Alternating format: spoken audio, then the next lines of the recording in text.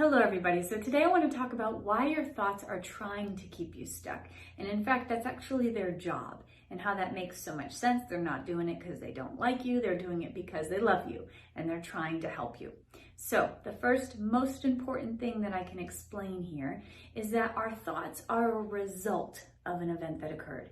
So what does result mean? Well, that means that they're really the symptom. They are not the cause.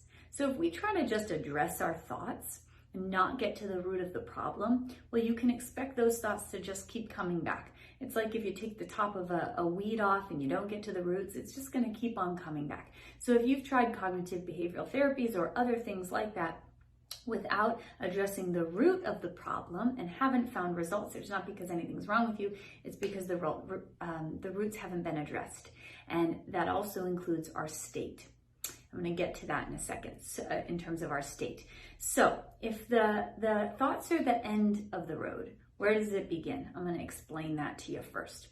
So first, an event occurs that's overstimulating in our bodies, i.e. a trauma, right? It doesn't always have to be a trauma, but I'm talking about the negative thoughts. It could also be positive thoughts. So an event occurs.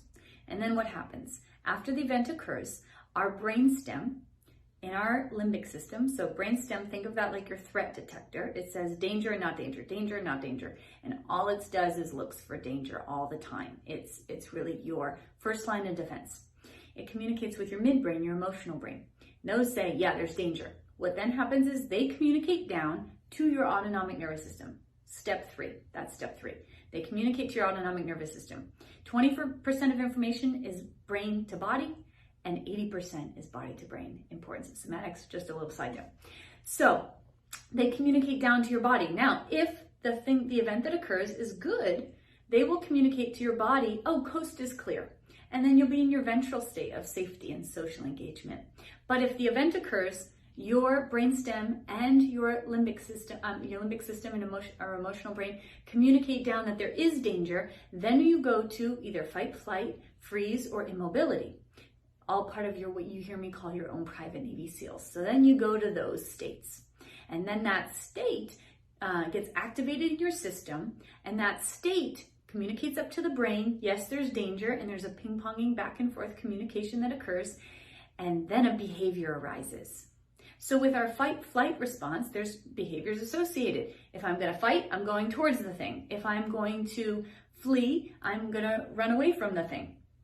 Those are behaviors attached. And of course, there's modifications depending on your organism, your personality, the event itself, how that behavior would arise. If you're going into your dorsal state of shutdown, well, there is a behavior that arises. That might be going into collapse, dissociating from your body, becoming small, becoming subservient, etc. Behaviors. Then what happens? End of the road. After all of that, meaning is made. Then and only then do we make meaning.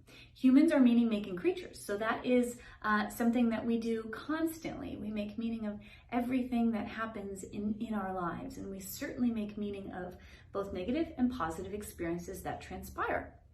So then what ends up happening, because there's all these different stages you can see, is that something in life may trigger for us a neuroceptive response, and we don't always go immediately back to that traumatic event. In terms of thinking about that, we might be dipped back into this whole experience via the thought. So now we're back into it. And that brings us into the state that we were in when we made that behavior. Remember, our autonomic nervous system creates our state. Our state, really important to know, creates our story. So there's this looping that occurs with all of these things I just mentioned. Event occurs, neuroceptive response, cues danger. Your autonomic nervous system says, yes, danger, I will respond for you, not to worry, I am here, in the form of fight, flight, freeze, and mobility. Then a behavior arises, and then after the behavior arises, then we make meaning of this entire situation. And we go round and round and round. So here's the thing.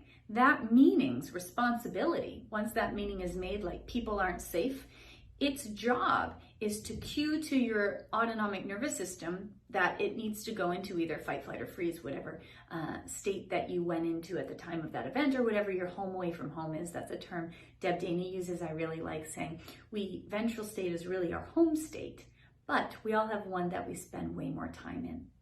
or have in the course of our life. So the thought's job, let's say I'm in my sympathetic nervous system. I'm in fight or flight. Remembering state creates story. State is the experience we are having on a somatic level. So I'm in fight or flight. I'm in fight or flight. That creates the story attached to it. And if we're looking at history and past experiences, if we're in fight or flight and in that state in the past, it was people aren't safe, you might recall that thought. Or your neuroceptive response based on what's in front of you will recall whatever thought. But the point is, the thought arises. And then that thought's job is to communicate down to your body, we are in danger. It's trying to keep you there. So its whole goal is to do that, because if there was literal danger, wouldn't it be really silly and not so smart to come into our ventral state? Like, let's say you were on a battlefield and your system said, hey, let's just be in our ventral state. It's so great. Should we just play a game of chess, or should we sunbathe, or I don't know, let's talk about how beautiful this experience is. That would not be very smart to do. And your system knows that. So your system, if you haven't healed past traumas, doesn't know that you aren't on that battlefield anymore. So they are going to try to keep you in the state of self-protection, whether it's fight, flight, or freeze. And so they say, oh, hey, cognition, hey, thought, communicate down to us that we aren't safe. And the more you do that, the more revved up we will get into our sympathetic or dorsal state. And then the dorsal or sympathetic state says, yeah, I'm super revved up in it, I have this behavior attached, and I'll communicate back up to you that we aren't safe, and then you're going to communicate down to me that we aren't safe, and these two parts are communicating that you aren't safe so they can protect you. Really important to know that.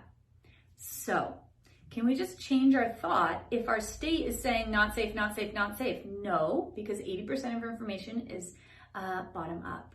So what do we need to do? We have to change our state. Remember, if 80% of information comes from body to brain, that means, and only 20% is brain to body, which one's stronger? Body. So if we can change our state, that will automatically shift our story. So what you want to do is see if you can come into a ventral state and shelf that thought, meaning you don't want to push it away, but we want to, instead of focusing our attention on it, focus our attention on our state. And how can I regulate? Can I self-regulate? Can I co-regulate? And when we do that, what happens is that thought that was had such a strong grip no longer does. And sometimes those thoughts just end up going away. Often they do. They're certainly not there when we are in our ventral state. They simply go away. And they will come back when you're in a sympathetic state. And there's other thought work that we can do in a helpful way that I can't explain in a video. But I really want to just give you a sense of that. Your thoughts are there to protect you.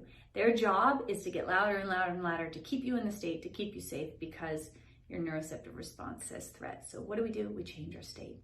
That changes our story. It makes us feel a whole heck of a lot better. So I hope that helps, guys. I will see you soon. Have a great rest of your day.